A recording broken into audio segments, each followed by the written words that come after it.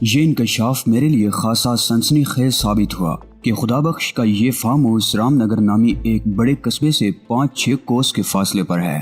رام نگر ضلع جموں میں واقع تھا اور جموں شہر وہاں سے تقریباً 50 میل کے فاصلے پر تھا۔ میرے دماغ میں سنسناہٹ سی ہونے لگی۔ میں سونا مار کے قریب فوجی قافلے کو تباہ کرنے کے بعد انگوری کے ساتھ کسی نہ کسی طرح پہلگام کے قریب ایک فارم ہاؤس میں پہنچ گیا تھا، جہاں بھارتی فوج کے ایک دستے نے چھاپا مارا۔ اس چھاپا مار کارروائی میں انگوری شہید ہو گئی اور میں زخمی ہو کر رات کی تاریکی میں وہاں سے بھاگ نکلا اور 3 دن تک پہاڑوں میں بھٹکتا ہوا ایک جگہ بے ہوش ہو کر گر گیا۔ سیتا میرے لیے فرشتہ رحمت ثابت ہوئی۔ اس نے مجھے اٹھا کر ایک غار میں پہنچا دیا۔ ہوش میں آنے کے بعد پتہ چلا کہ وہ غار ڈوڈا شہر سے تقریباً 5 میل کے فاصلے پر تھا۔ ہندو ہونے کے باوجود سیتا نے میری مدد کی اور بستی میں رہنے والے واحد مسلمان چاچا قربان علی سے بڑی رازداری سے میرا علاج کروایا۔ میں 2 مہینوں تک اس غار میں رہا۔ میری موجودگی سے صرف 3 افراد واقف تھے، سیتا، چاچا قربان علی اور اس کی بیٹی نیلم۔ لیکن سیتا مجھ میں سب سے زیادہ دلچسپی لے رہی تھی۔ اس کی وجہ شاید یہ تھی کہ وہ اپنوں ہی سے چوٹ کھائے ہوئے تھی۔ وہ میری دیکھ بھال کرتی رہی اور پھر 2 ہندو فوجیوں نے سیتا کو بے آبرو کرنے کی کوشش کی۔ میں نے نہ صرف سیتا کو ان سے بچایا بلکہ ایک فوجی بھی میرے ہاتھوں مارا گیا۔ دوسرے کو سیتا نے سینکڑوں فٹ گہرے کھڈ میں دھکیل دیا۔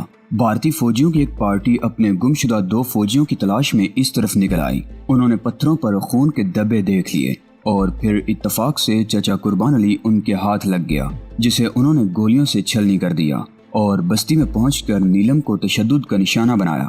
ان فوجیوں کو خون آلود پتھروں کے قریب سے ایک لاکٹ بھی ملا تھا جس پر سیتا کا نام لکھا ہوا تھا۔ انہیں سیتا کی تلاش تھی اور سیتا بستی سے بھاگ کر پہاڑی گپاؤں میں میرے پاس آ گئی اور ہم دونوں وہاں سے بھاگ کھڑے ہوئے۔ سیتا نے میری خاطر اپنی زندگی خطرے میں ڈال رکھی تھی اور میرے ساتھ چلچلاتی دھوپ میں انگاروں کی طرح تپتے ہوئے پتھروں پر دوڑتے ہوئے اس کے پیر چھلنی ہو گئے تھے۔ مجھے سیتا کی نیت پر کوئی شبہ نہیں تھا۔ اس میں شک نہیں تھا کہ اس نے مجھے موت کے منہ سے بچایا تھا۔ اگر وہ مجھے بے ہوشی کی حالت میں اٹھا کر چاچا قربان علی سے میرا علاج نہ کرواتی تو شاید میں وہیں پڑے پڑے ختم ہو چکا ہوتا، یا یہ بھی ہوتا کہ وہ بستی والوں کو میرے بارے میں اطلاع دے دیتی اور مجھے پولیس یا فوج کے حوالے کر دیا جاتا اور اس طرح میری کہانی ختم ہو چکی ہوتی۔ لیکن سیتا نے مجھ سے ہمدردی کی اور مجھے موت کے منہ سے بچا کر یہاں لے آئی۔ سیتا کی نیت پر شبے کی کوئی گنجائش نہیں تھی، لیکن اب میں محسوس کرنے لگا تھا کہ سیتا غیر محسوس انداز میں مجھے میرے محاذ سے دور لے جا رہی تھی۔ اس میں اس کی نیت یا ارادے کو کوئی دخل نہیں تھا، وہ تو میری ہمدردی کر رہی تھی، مجھے میرے دشمنوں سے بچانا چاہتی تھی۔ جموں اور کشمیر اگرچہ ایک ہی خطہ تھا، پچھلی نصف صدی سے بھارتی سامراج کے ظلم و ستم کا شکار ہو رہا تھا۔ آزادی کی تحریک اس خطے میں بھی شروع ہی سے چل رہی تھی۔ اس میں اتار چڑھاؤ آتے رہتے تھے۔ کبھی لگتا تھا کہ طاغوتی قوتیں غالب آ رہی ہیں اور کبھی لگتا مٹھی بھر مجاہدین طاقتور بھارتی فوج کو نیست و نابود کر دیں گے، لیکن میرے خیال میں فیصلہ کن مرحلہ ابھی نہیں آیا تھا۔ ایک ہی خطہ ہونے کے باوجود جموں اور کشمیر موسمی، معاشرتی، جغرافیائی اور تہذیبی لحاظ سے ایک دوسرے سے بالکل مختلف تھے۔ کشمیر سرسبز تھا، وہاں کے پہاڑ جنگلوں سے لدے ہوئے تھے، جگہ جگہ جھیلیں تھیں، دھرتی سبز مخملی گھاس اور رنگ برنگے پھولوں کی چادر سے ڈھکی رہتی تھی۔ پہاڑوں کی چوٹیاں 12 مہینے سفید برف سے ڈھکی رہتی تھی اور یہی برف پگھل کر گنگناتی ہوئی ندیوں، جھرنوں اور آبشاروں کو جنم دیتی تھی۔ کشمیر اگر جنت نظیر تھا تو جموں اس کے برعکس جہنم کا نمونہ پیش کرتا تھا۔ سلسلہ کوہ ہمالیہ کے انتہائی جنوب میں واقع جموں خشک اور بے آب و گیا پہاڑوں میں گرا ہوا تھا۔ ان بے آب و گیا پہاڑوں کے درمیان کہیں کہیں وسیع و عریض بنجر وادیاں پھیلی ہوئی تھی، جہاں کیکٹس کے پودے تو باکثرت نظر آتے ہیں مگر کوئی اور پھلدار یا سایہ دار درخت دکھائی نہیں دیتا۔ تاہم جہاں پانی میسر ہے وہاں انجیر اور دان کی کاشت ہوتی ہے۔ جموں کی آبادی کا زیادہ حصہ ڈوگروں، سکھوں اور ہندوؤں پر مشتمل ہے۔ مسلمان بھی کثیر تعداد میں آباد ہیں مگر ہندو سامراج نے ان کا جینا حرام کر رکھا ہے اور وہ اپنے حق کے لیے بندوق اٹھانے پر مجبور ہو گئے ہیں۔ 19ویں صدی میں کشمیر اور جموں پر راجہ گلاب سنگھ کی حکمرانی تھی اور پھر اس نے یہ خطہ کوڑیوں کے مول انگریزوں کے ہاتھ فروخت کر دیا اور اس طرح اس وادی کی تاریخ نے ایک نیا موڑ لیا۔ 1947 میں ہندوستان کا بٹوارا ہوا تو جموں اور کشمیر کا خطہ ایک تنازع بن گیا۔ اس وقت اس خطے میں مسلمانوں کی اکثریت تھی اور وہ پاکستان سے الحاق چاہتے تھے مگر ہندو اس خطے سے دستبردار ہونے کو تیار نہیں تھے۔ ہندوستان کے مختلف علاقوں سے ہندوؤں کو لا کر یہاں بسایا جانے لگا تاکہ یہاں ہندوؤں کی اکثریت ثابت کی جا سکے۔ یہ خطہ اب ہندو کے گلے میں پھنسی ہوئی وہ ہڈی بن چکا ہے جسے نہ تو وہ نگل سکتا ہے اور نہ ہی اگل سکتا ہے۔ ہر طرح کے جدید ترین اسلحہ اور گولہ بارود سے لیس 7 لاکھ سے زائد ہندو فوج کشمیریوں کی جنگی آزادی کو نہیں دبا سکی۔ کشمیر کی طرح جموں کی آبادی بھی پہاڑوں میں بکھری ہوئی ہے۔ یہاں موسم گرما میں شدید گرمی پڑتی ہے اور اس میں شبہ نہیں کہ ڈوگروں اور سکھوں کو کھیتی باڑی کے لیے شدید محنت کرنا پڑتی ہے، جبکہ ہندو اپنی فطرت اور روایتی چالاکی سے یہاں کے کاروبار اور معیشت پر قابض ہیں۔ ہمیں خدا بخش کے اس فارم ہاؤس میں 4 دن گزر گئے۔ یہ جگہ ہمارے لیے واقعی محفوظ تھی۔ رام نگر قصبہ وہاں سے 7-8 کوس دور تھا اور قصبے کی طرف جانے والی سڑک بھی وہاں سے کم از کم 3 میل کے فاصلے پر تھی۔ رام نگر میں ہندو آبادی کی اکثریت تھی، مسلمان کم تعداد میں تھے، اس لیے وہاں زیادہ ہنگامے نہیں ہوتے تھے اور اس لیے یہ فارم ہاؤس بھی محفوظ تھا۔ تاہم اودھم پور، ریاسی، اکھنور اور جموں میں پولیس اور فوج کے بیچ مسلمان مجاہدین کی جھڑپیں ہوتی رہتی تھیں۔ 4 روز کے آرام اور ایک مخصوص مرہم لگانے سے سیتا کے پیر بھی بالکل ٹھیک ہو گئے تھے اور وہ ایک نئے سفر کے لیے تیار تھی۔ اور پھر اس روز اس کی باتوں سے انکشاف ہوا کہ وہ مجھے جموں لے جانا چاہتی تھی، جہاں بقول اس کے ایک دور کے رشتہ دار موجود تھے۔ اس کے کہنے کے مطابق چند روز جموں میں رہنے کے بعد ہم پنجاب اور راجستھان کی طرف چلے جائیں گے۔ سیتا کے پروگرام نے مجھے چونکا دیا۔ وہ مجھے میرے محاذ سے دور لے جانا چاہتی تھی اور یہ مجھے کسی طرح قبول نہیں تھا۔ میں اپنی سرزمین سے دور نہیں ہونا چاہتا تھا۔ میں اس مٹی سے پیدا ہوا تھا، یہیں پر میرے والدین، بزرگوں اور ان لوگوں کی ہڈیاں دفن تھی جنہوں نے وطن کی آزادی کے لیے اپنی جانوں کے نذرانے پیش کیے تھے۔ میں نے بھی اس وادی میں رہتے ہوئے مجاہدانہ زندگی کا آغاز کیا تھا اور عرصہ سے آزادی کی جنگ لڑ رہا تھا، لیکن اب سیتا مجھے یہاں سے دور لے جانا چاہتی تھی اور یہ مجھے قبول نہیں تھا۔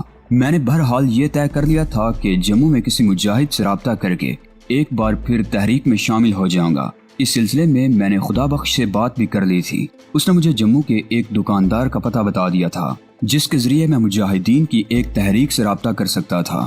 ہم 2 دن اور فارم ہاؤس میں رہے اور پھر ان کی مہمان نوازی کا شکریہ ادا کر کے ان سے رخصت ہو گئے۔ سیتا نے امیر بخش کی بیوی کے کپڑے پہنے ہوئے تھے، دوپٹہ بھی تھا۔ مجھے صورت سے تو کوئی نہیں پہچانتا تھا کہ میں کون ہوں، البتہ سیتا کا خطرہ تھا۔ میرے ساتھ اسے بھی تلاش کیا جا رہا تھا اور اندیشہ تھا کہ اسے کہیں شناخت نہ کر لیا جائے، اسی لیے اس نے دوپٹہ بھی لے لیا تھا تاکہ وہ اپنا چہرہ چھپائے رکھے۔ ہمیں بس پر سفر کرنا تھا اور ظاہر ہے ہم اپنی رائفلیں ساتھ نہیں لے جا سکتے تھے۔ وہ دونوں رائفلیں خدا بخش کے پاس چھوڑ دی گئیں اور اس نے وعدہ کیا تھا کہ وہ یہ رائفلیں 1-2 دن میں جموں کے دکاندار سہیل کو پہنچا دے گا۔ مین روڈ وہاں سے تقریباً 3 میل دور تھی۔ ہم صبح 7 بجے فارم ہاؤس سے روانہ ہوئے تو امیر بخش بھی ہمارے ساتھ تھا۔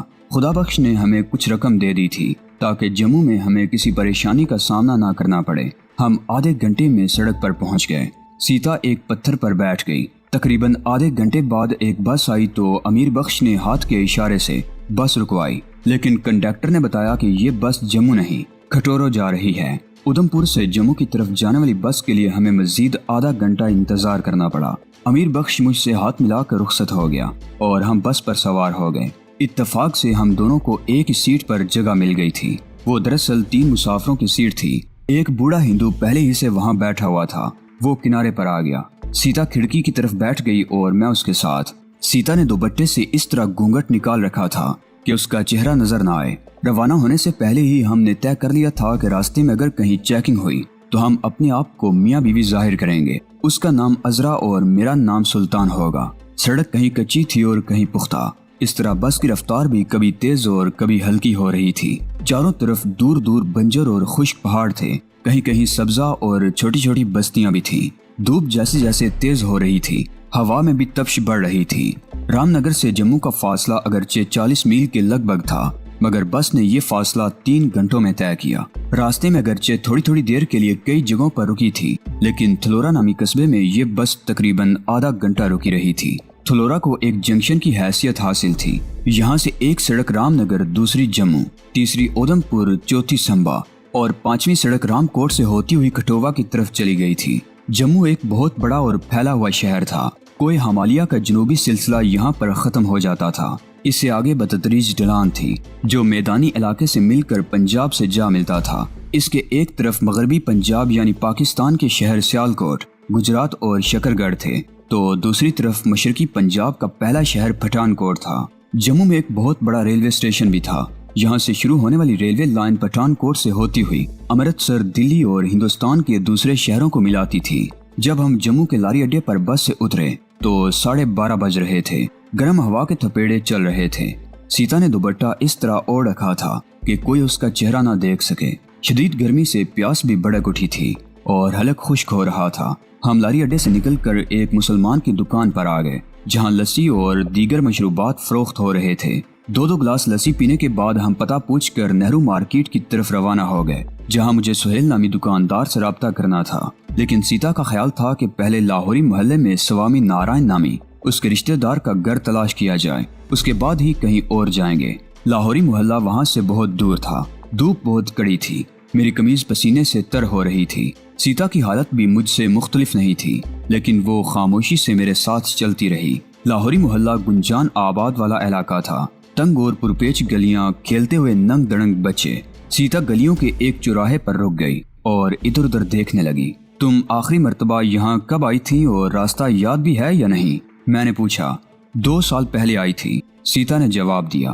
میرا خیال ہے اس طرف آگے ایک موڑ گھوم کر دوسری گلی میں ہے۔ شدید گرمی میں گلی میں کھیلتے ہوئے بچے ہماری طرف دیکھ رہے تھے۔ 10-11 سال کی عمر کے ایک لڑکے نے ہماری طرف دیکھتے ہوئے اپنے ساتھی سے کچھ کہا تو وہ زور زور سے ہنسنے لگا۔ ہم دائیں طرف والی گلی میں مڑ گئے۔ چند گز کا فاصلہ طے کرنے کے بعد سیتا ایک بار پھر رک کر ادھر ادھر دیکھنے لگی۔ وہ مکان اسی گلی میں ہونا چاہیے، مگر پہچان میں نہیں آ رہا۔ وہ بڑبڑائی اور قریب سے گزرتے ہوئے ایک بوڑھے آدمی کو روک لیا۔ حلیے سے وہ مسلمان ہی لگتا تھا۔ لالا جی، سیتا اس کی طرف دیکھتے ہوئے بولی۔ لالا سوامی نارائن کا مکان کون سا ہے؟ سوامی نارائن کا نام سن کر وہ شخص چونک گیا۔ پہلے اس نے گھونگھٹ کے اندر سیتا کا چہرہ دیکھنے کی کوشش کی، پھر میری طرف دیکھنے لگا۔ تم لوگ ڈوڈا سے آئے ہو؟ وہ میرے چہرے پر نظریں جماتے ہوئے بولا۔ اور یہ لڑکی مسلمان نہیں، سیتا ہے۔ اور لالا جی آپ؟ سیتا نے اس کی بات کاٹ کر کچھ کہنا چاہا، مگر وہ شخص اسے اپنی بات پوری کرنے کا موقع دیے بغیر بولا، میں مسلمان ہوں اور میرا نام عبدالرؤف ہے۔ وہ سرگوشیانہ لہجے میں کہہ رہا تھا۔ لالا سوامی نارائن کو پولیس پکڑ کر لے گئی ہے۔ سادہ لباس میں پولیس اس کے گھر کی نگرانی کر رہی ہے۔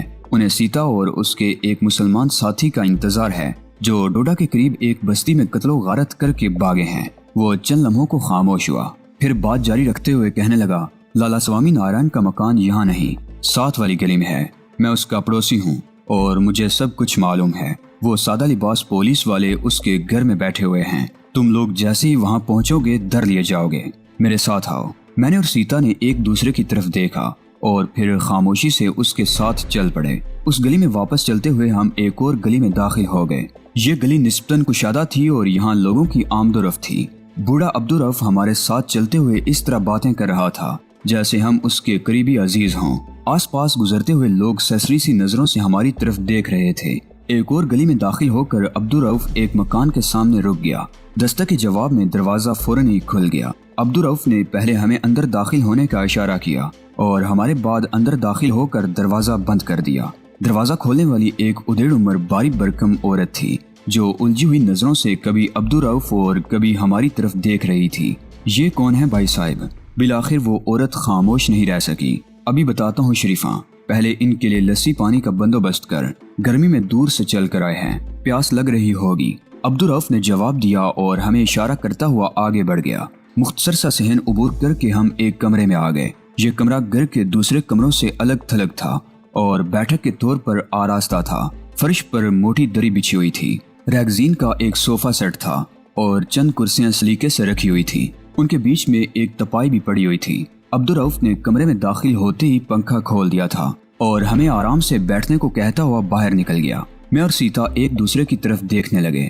اس نے دوپٹہ سر سے اتار لیا تھا اور اس کے پلو سے پسینے سے تر چہرہ پونچھ رہی تھی۔ تقریباً 15 منٹ بعد عبدالرؤف ایک ٹرے اٹھائے اندر داخل ہوا۔ اس میں شربت کے 3 بڑے گلاس رکھے ہوئے تھے۔ ٹرے میز پر رکھ کر اس نے ایک ایک گلاس ہماری طرف بڑھا دیا۔ آپ کو کیسے پتا چلا کہ ہم ڈوڈا سے آئے ہیں؟ اور آپ نے یہ اندازہ کس طرح لگا لیا کہ یہ سیتا ہے اور میں ایک مسلمان مجاہد؟ میں نے شربت کا گھونٹ بھر کر سوالیہ نگاہوں سے اس کی طرف دیکھا۔ یہ میری بہن کا گھر ہے، جبکہ میں لالا سوامی نارائن کے پڑوس میں رہتا ہوں، عبدالرؤف نے جواب دیا۔ कई रोज पहले पुलिस ने लाला स्वामी नारायण के घर पर छापा मारा था। उन्हें सीता नामी एक लड़की और एक मुसलमान मुजाहिद की तलाश थी जो डोडा के करीब एक बस्ती में कत्लो गारत करके भागे थे। सीता लाला स्वामी नारायण की रिश्तेदार है और इस बस्ती का मुखिया उसका मामा है। पुलिस को यकीन था कि सीता पनाह लेने के लिए यहाँ जरूर आएगी। यहाँ जम्मू में उसके एक दो और रिश्तेदारों के घर भी हैं। पुलिस ने उन घरों के तमाम मर्दों को भी पकड़ लिया है और औरतों की भी बस्ती के एक आदमी से शिनाख्त कराई गई थी। पुलिस को अब भी यकीन है कि वो मुसलमान मुजाहिद है तो सीता उनमें से किसी एक के घर जरूर आएगी। हर घर में दो दो सादा लिबास में मुसल्ला पुलिस वाले मौजूद हैं ताकि सीता अपने मुसलमान मुजाहिद साथी के साथ जैसे ही किसी घर में दाखिल हो उन्हें पकड़ लिया जाए। इसमें शुबा नहीं कि हम ही उस बस्ती से भागे हैं, लेकिन हमने वहाँ कोई कत्लो गारत नहीं की। हमने तो एक गोली भी नहीं चलाई, बल्कि पकड़े जाने के खौफ से पहाड़ों की तरफ भाग निकले थे। मैंने कहा, लेकिन सुनने में तो ये आया है कि सीता और उसके साथी ने बस्ती से कुछ दूर दो हिंदू फौजियों को मार दिया था। उनकी लाशें भी एक खड्ड से मिल गई हैं और फिर सीता और उसके साथी ने बस्ती में फौजियों की पार्टी पर हमला कर दिया था, जिससे एक और फौजी मारा गया। वो दोनों फरार होने में कामयाब हो गए। बाद में बस्ती की एक मुसलमान लड़की ने बताया कि सीता के साथ मुजाहिद लीडर शमरोज था जो कई रोज से बस्ती से कुछ दूर एक गार में पनाह लिए हुए था। ये दुरुस्त है कि मैं कई रोज से उस गार में छुपा हुआ था और सीता मेरी मदद कर रही थी। ये भी दुरुस्त है कि वहाँ दो हिंदू फौजी मारे गए थे क्योंकि उन्होंने सीता को अकेले पाकर इसे बेआबरू करने की कोशिश की थी। मैं एक लम्हे को खामोश हुआ, फिर बात जारी रखते हुए बोला, लेकिन हमने फौजी पार्टी पर हमला नहीं किया, बल्कि हकीकत ये है कि बस्ती में आने वाले फौजियों ने उस बस्ती में रहने वाले वाहिद मुसलमान कुर्बान अली को दो हिंदू फौजियों के कत्ल के शुबे में गोलियों से भून डाला और उसकी जवान बेटी को बस्ती के चौक में बरहना करके तशद्दुद का निशाना बनाया गया। हो सकता है बस्ती के किसी गैरतमंद हिंदू ही ने लड़की को बचाने के लिए फौजियों पर हमला कर दिया हो और कोई फौजी उसके हाथों मारा गया हो। मुझे तुम्हारी बात पर कोई शुबा नहीं, लेकिन सच वही समझा जाएगा जो सरकार कहती है। अब्दुल रऊफ ने कहा, वादी में तो मुसलमान के सच को भी सच नहीं समझा जाता। असलिहा या मुजाहिदीन की तलाश में हिंदू फौजी मुसलमानों की बस्तियों पर चढ़ दौड़ते हैं। औरतों को बेआबरू किया जाता है, बेगुनाह नौजवानों को गोलियों से छलनी कर दिया जाता है और बस्तियों को जलाकर राख का ढेर बना दिया जाता है और सरकार इसे मामूली सा वाकया करार देती है। लेकिन कोई एक भारतीय फौजी मुजाहिदीन के हाथों मारा जाए तो उसे कयामत कहा जाता है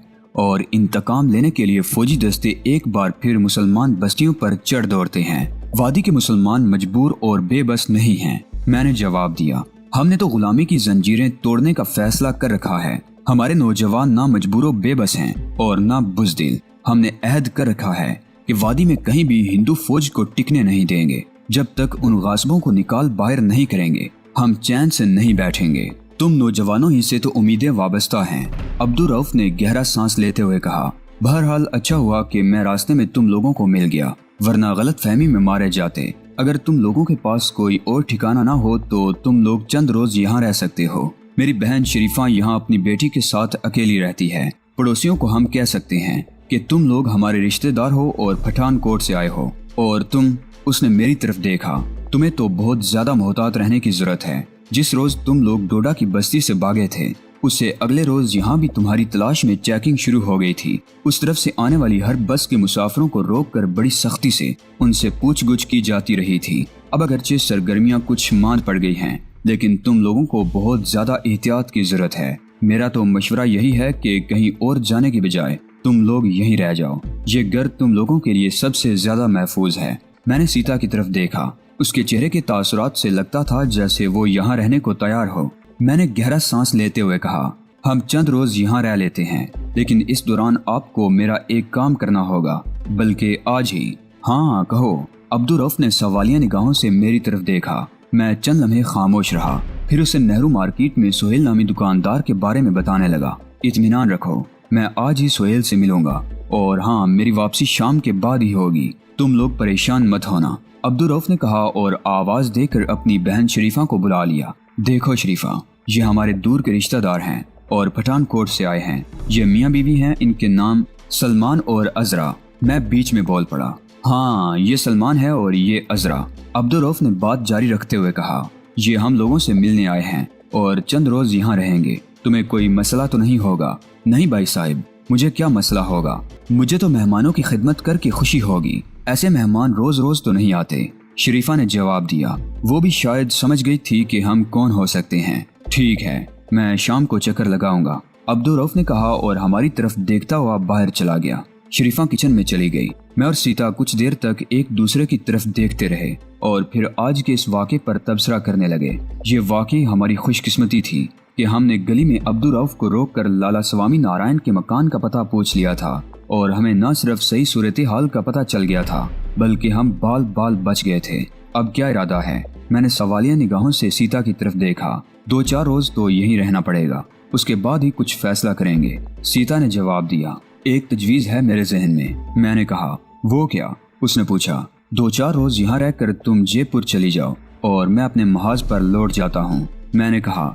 शायद तुम्हारा दिमाग खराब हो गया है, उसने मुझे घूरा। क्या तुम समझते हो कि उन्होंने मेरी गिरफ्तारी के लिए जयपुर में मेरे घर पर छापा नहीं मारा होगा? वो मुझे हर उस जगह तलाश करेंगे जहाँ मेरा कोई ताल्लुक हो सकता है। नहीं डियर, मैं तो अब तुम्हारे ही खूंटे से बंध गई हूँ, कहीं और नहीं जा सकती। जहाँ भी जाऊंगी मारी जाऊंगी। दोस्तों, आज की किस्त आपको कैसी लगी? कमेंट बॉक्स में अपनी कीमती राय का इजहार लाजमी करें। वीडियो को लाइक करके अपने दोस्तों अजीजों से लाजमी शेयर करें। चैनल को लाजमी सब्सक्राइब करें। अगली वीडियो तक इजाजत दीजिए। तब तक अपना और अपने इस चैनल ऐलान हकीकत का ख्याल रखिएगा। अल्लाह निगहबान।